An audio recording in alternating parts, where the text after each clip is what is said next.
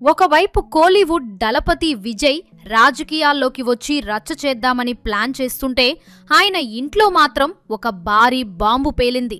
అబ్బబ్బా, ఏం టైమింగ్ అండి! 26 ఏళ్లుగా మేము చాలా అన్యోన్యంగా ఉన్నాం అని కలరిస్తూ వచ్చిన ఈ జంట ఇప్పుడు ఏకంగా కోర్టు మెట్లు ఎక్కడం అందరినీ షాకు గురిచేస్తోంది.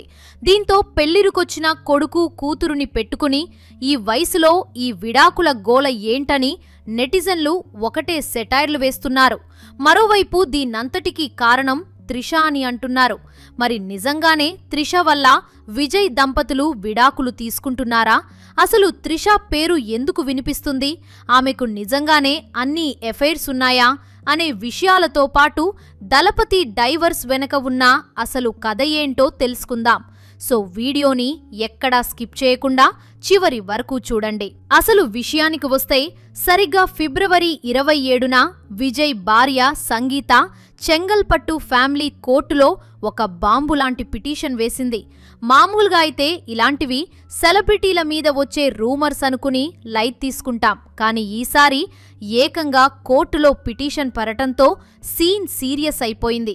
ఒక పక్క విజయ్ తన కొత్త పార్టీ తమిళగ వెట్రి కలగంతో ఈ ఏడాది ఎన్నికలకు రెడీ అవుతుంటే ఇప్పుడు ఈ విడాకుల ఎపిసోడ్ ఆయన ఇమేజ్ కు ఒక పెద్ద తలనొప్పిలా తయారైంది. 25 ఏళ్ల క్రితం అంటే 1999లో ప్రేమించి పెళ్లి చేసుకున్న ఈ జంట మధ్య ఇంతటి విభేదాలు ఉన్నాయని ఎవరూ ఊహించలేదు. అసలు యూకే నుంచి వచ్చి కేవలం ఒక అభిమానిగా విజయ్ను ఇష్టపడి పెళ్లి చేసుకున్న సంగీత ఇప్పుడు అదే విజయ్తో విడిపోవాలని అనుకోవటం వెనుక ఉన్న కారణాలు వింటే మీరు షాక్ అవుతారు. సంగీత తన పిటిషన్లో పేర్కొన్న విషయాలు సినిమా స్టోరీని మించి ఉన్నాయి. ఆమె ఆరోపణల ప్రకారం మన విజయ్ గారికి ఒక స్టార్ హీరోయిన్తో వివాహేతర సంబంధం ఉందట. ఈ విషయం ఆమెకు 2021లోనే తెలిసిందట. అప్పట్నుంచి ఆయన భార్య బిడ్డలను పట్టించుకోవటం మానేసి ఆ నటితోనే విదేశాల్లో షికార్లు చేస్తున్నారని ఆమె పిటిషన్లో వాపోయింది. పోనీ ఈ విషయం గురించి విజయ్ని గట్టిగా అడిగితే ఆయన పశ్చాత్తాపం చూపించటం పక్కన పెట్టి ఆమెను ఇంట్లోనే బంధించి బయటకు రాకుండా సంకెళ్లు వేశారట. వినడానికే చాలా వెరైటీగా ఉంది కదా. వెండితెరపై విలన్ల తాట తీస్తూ నేను చాలా మంచివాడ్ని అని బిల్డపిచ్చే దళపతి ఇంట్లో భార్య పట్ల ఇలా ప్రవర్తించారని ఆమె ఆరోపించడం ఇప్పుడు హాట్ టాపిక్గా మారింది. విజయ్ తన తప్పు తెలుసుకుని ఆ అఫైర్ ఆపేస్తానని ప్రామిస్ చేసి కూడా దాన్ని తుంగలో తొక్కేశాడని సంగీత ఆవేదన వ్యక్తం చేసింది. అంతేకాదు, సదరు నటి స్వయంగా విజయ్తో కలిసి దిగిన సన్నిహిత ఫోటోలను సోషల్ మీడియాలో షేర్ చేసి సంగీతను మరియు ఆమె పిల్లలను సమాజంలో ఎంతో అవమానపరిచిందని కూడా ఆమె చెప్పుకొచ్చింది. అసలు కామెడీ ఏంటంటే ఆ ఫోటోలు చూసినా విజయ్ వాటిని ఖండించలేదట. పైగా ఇండైరెక్ట్గా ఆ సంబంధాన్ని ఒప్పుకున్నారట. ఇక్కడ మనకు ఒక పాత ముచ్చట గుర్తుకు రాకమానదు. రీసెంట్గా బీజేపీ నేత నాగేంద్రన్ మాట్లాడుతూ విజయ్ ఎప్పుడూ త్రిష ఇంట్లోనే ఉంటున్నారని, ఆయన త్రిష మత్తు నుంచి బయటికు రావాలని సంచలన కామెంట్స్ చేశారు. ఇప్పుడు సంగీత తన పిటిషన్లో నేరుగా ఆ నటి పేరు చెప్పకపోయినా ఆమెకు కూడా నోటీసులు ఇవ్వాలని కోరడం చూస్తుంటే అందరూ అనుకుంటున్న ఆ హీరోయిన్ మన త్రిషగారేనా అనే అనుమానాలు బలపడుతున్నాయి. ఇక ఇప్పుడు మన చెన్నై చిన్నది త్రిష కథలోకి వెళ్దాం. ఈమె 1983 మే 4న చెన్నైలోని ఒక బ్రాహ్మణ ఫ్యామిలీలో జన్మించింది. తండ్రి కృష్ణన్ అయ్యర్, తల్లి ఉమా అయ్యర్. నిజానికి త్రిష సినిమాల్లోకి రావడం వెనుక ఒక పెద్ద మదర్ సెంటిమెంట్ ఉందండోయ్. త్రిష తల్లికి చిన్నప్పుడు హీరోయిన్ అవ్వాలని తెగ ఆశ ఉండేదట. కానీ ఆమె ఫ్యామిలీ ఒప్పుకోక 16 ఏళ్లకే పెళ్లి చేసేశారు. ఆ తీరని కోరికను తన కూతురి ద్వారా నెరవేర్చుకోవాలని త్రిషను మోడలింగ్ రంగంలోకి తీసుకొచ్చింది. కానీ త్రిష తండ్రికి మాత్రం తన కూతురు సినిమాల్లోకి రావడం అస్సలిష్టం లేదు. సినిమా ఇండస్ట్రీ అంటే రకరకాల విమర్శలు వస్తాయి. హీరోయిన్ అంటే సామాన్యుల దృష్టిలో అన్నిటికీ తెగించింది అంటారు అని ఆయన ఎంతో బాధపడేవారట. కానీ తల్లి కూతుళ్ళు ఆయన మాట వినకపోవడంతో విసుగు చెందిన కృష్ణన్ అయ్యర్ తన చిన్న కూతుర్ని తీసుకొని ఇల్లు వదిలి వెళ్లిపోయారు. ఇలాంటి ఫ్యామిలీ గొడవల మధ్యే త్రిష 1999లో మిస్ చెన్నైగా గెలిచి సినిమాల్లోకి ఎంట్రీ ఇచ్చింది. త్రిష కెరియర్ ఎంత స్పీడుగా దూసుకుపోయిందో ఆమె అఫేర్ల లిస్టు కూడా అంతే స్పీడుగా పెరిగింది. మొదట తెలుగులో వర్షం సినిమా చేస్తున్నప్పుడు ప్రభాస్తో ఈమెకు మంచి స్నేహం ఏర్పడిందని, అది కాస్త ప్రేమగా మారిందని అప్పట్లో వార్తలు వచ్చాయి. కానీ అదే సమయంలో తమిళంలో విజయ్తో కూడా త్రిష రహస్యంగా ప్రేమాయణాన్ని సాగించిందట. ఈ విషయం తెలియడంతోనే 2008లో ప్రభాస్ ఆమెకు బ్రేకప్ చెప్పాడని టాక్. ప్రభాస్ తర్వాత త్రిష జీవితంలోకి రానా దగ్గుబాటి వచ్చారు.